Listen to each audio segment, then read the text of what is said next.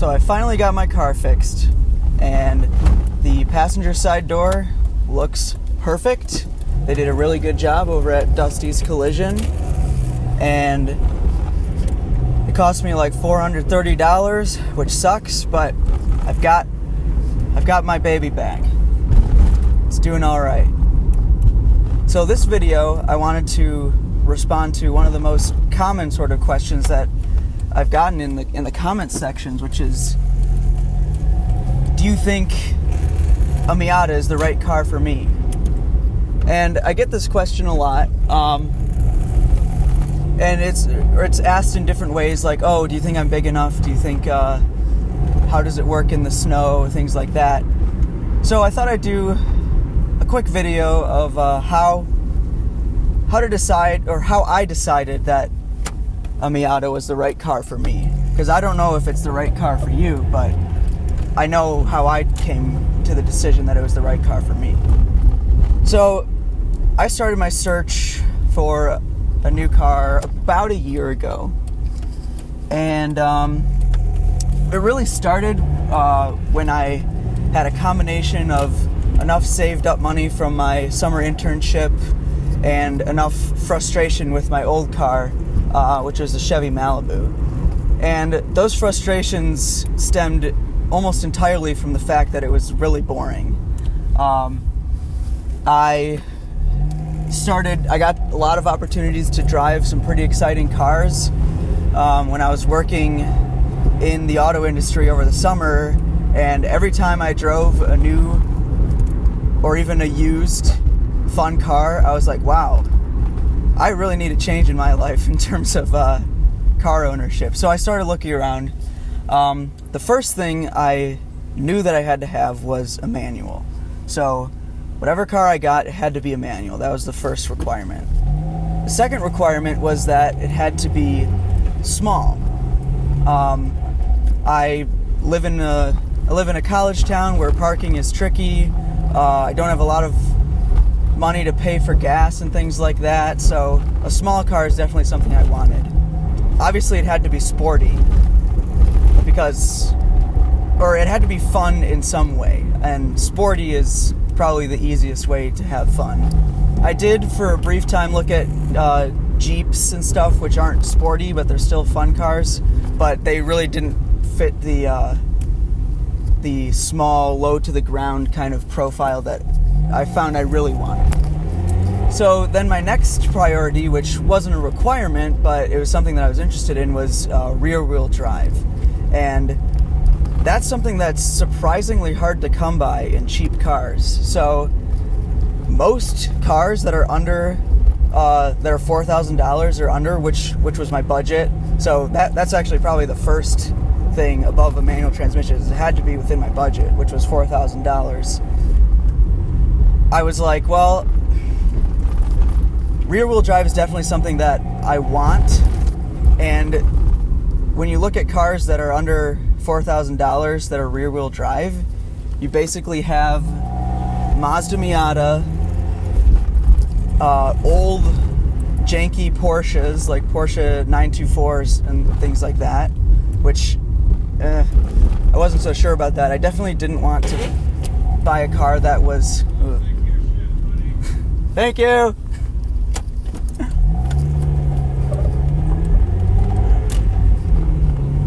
That guy just noticed I totally fucked up that gear shift.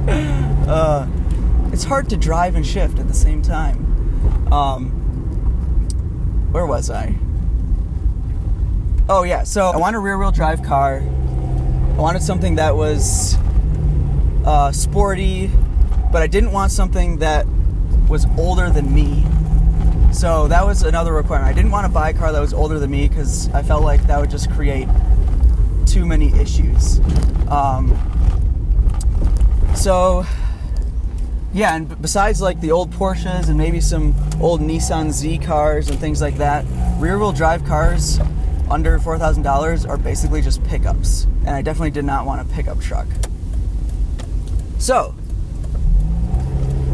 I had narrowed it down to Porsche 924, Mazda Miata, a couple of different Nissan Z cars, definitely did not want to get an Alpha because you know those just aren't going to work. I looked at an MGB GT, but that was also too old.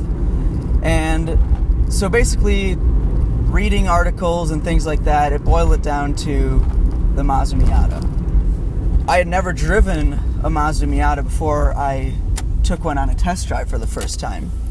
So the first thing that surprised me, I was like, this thing is very noisy. So if you're looking to buy a Mazda Miata and you're not sure if it's the right thing, one thing you'll definitely have to be prepared for is the fact that it's quite noisy. It's very rattly. The engine is a classic inline 4. It's got that kind of, I want to say like puttery sound. I don't know, it has a very distinctive noise. The Gearshift is pretty loud, although it is quite satisfying when you get it right. Sorry about that. That was my fault. I screwed up that Gearshift back there. And especially on the highway, it's quite noisy. Like going 70 miles an hour, I'm hitting 4,000 RPM. So just beware of the fact that it's going to be a noisy car.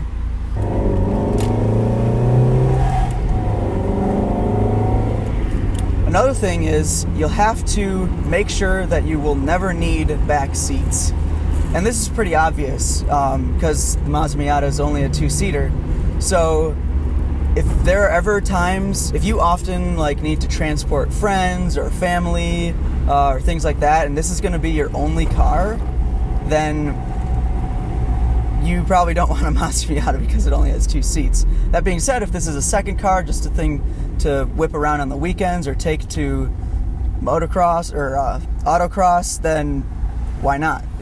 It's perfect. With the 2-seater thing, the 2-seater thing was actually something that I kind of desired because, to be honest, now I can use the fact that I only have a 2-seater as an excuse to get out of a lot of things. So people will often ask me like, "Oh, can you give me a ride over here to like the airport?" I'd be like, "Well, I can either give you a ride or your suitcase because both of you aren't going to fit." So it kind of gets me out of a lot of favors that I would otherwise have to do for people, which I know that sounds bad, but hey, it's one of the perks. I live in Michigan, so I know convertible is kind of a sketchy proposition, but hey, so far it's been awesome. I haven't had to drive in serious snow yet, so I'll get back to you on how that goes, but so far it's been great. Especially on a beautiful day like today. This is, in my opinion, the best time of year in Michigan. Kind of middle of the fall when the trees are changing colors and it's not quite freezing cold yet. This is perfect. It's like 70 degrees out. Absolutely gorgeous. I would hate to not have a convertible on a day like today. Another issue on size is that often people are worried that they're going to be too big to fit in this car, especially guys. And that's a very real concern. So I'm like 5'7", so this is the perfect size car for me. I never feel cramped, never really claustrophobic. It's perfectly fine. That being said, I have a few friends that are over 6 feet and they look like they're trying to fit themselves into a milk crate. So, for example, I lent this car to a coworker once, and when I got it back, the seat was all the way pushed back, leaning back as far as it could go, and he still said that his hands were touching his thighs when he was trying to turn the steering wheel, and he was often often disengaging the clutch way sooner than he meant to because his legs were so long. So you've got to keep that in mind. If you're over 6 feet tall, make sure you take a test drive for longer than 15-20 minutes. Try to get at least a half an hour of time so you can really get the feel for how small this car is, because otherwise you might regret it the next time you have to take like an hour ride on the highway or something like that, or even worse, spend an hour in traffic. So another thing to consider is what kind of technology you rely on when you drive. If you're somebody who loves to be able to just plug in their phone and have it work right away and have steering wheel controls and cruise control and all that kind of thing, then the Mazda Miata probably isn't the best car for you, especially an NA. I think most of this video is going to be about the NA original body type Miata, because I can't really speak to the other models. I haven't driven them too much. Actually, I haven't driven them at all. So yeah, if you're really into techie stuff, this isn't the best car for you. This is a very, very analog car. It's about as analog as it gets. I do have an aftermarket stereo, so I can plug in my aux cord and things like that, but it's all being controlled from my phone, not from fancy hand or fancy steering wheel controls or anything like that. So if technology is important to you, a Mazda Miata might be okay, but definitely not an NA. I would look at the ND for that. If you have enough money for an ND, I would seriously take a look at that, because the technology in that one looks amazing. Oh boy, I'm gonna have to turn around. Got a little bit of construction going on here. There's another benefit of the Mazda Miata. It has a great turning radius. In most wide 2-lane streets, I can just do a full 180 without having to back up at all. So when it comes to cargo space, the Mazda Miata is not a winner. It's got a small trunk. I can fit my backpack in there, which is fine for me. Yeah, it's definitely not the car to take if you're going to be trying to pack a bunch of suitcases and stuff. So I guess just to recap, the main reasons why I chose the Mazda Miata were: 1, budget. It's a cheap sports car. I think it's the best bang for your buck in terms of fun per dollar. 2 is a manual. 3, rear-wheel drive. 4, convertible. And then 5 is just an all-around fun, reliable, I wouldn't say it's a safe car, but it's definitely a reliable car. Not as reliable as you might think, but it hasn't completely broken down on me yet. Well, that's a story for a different time, though.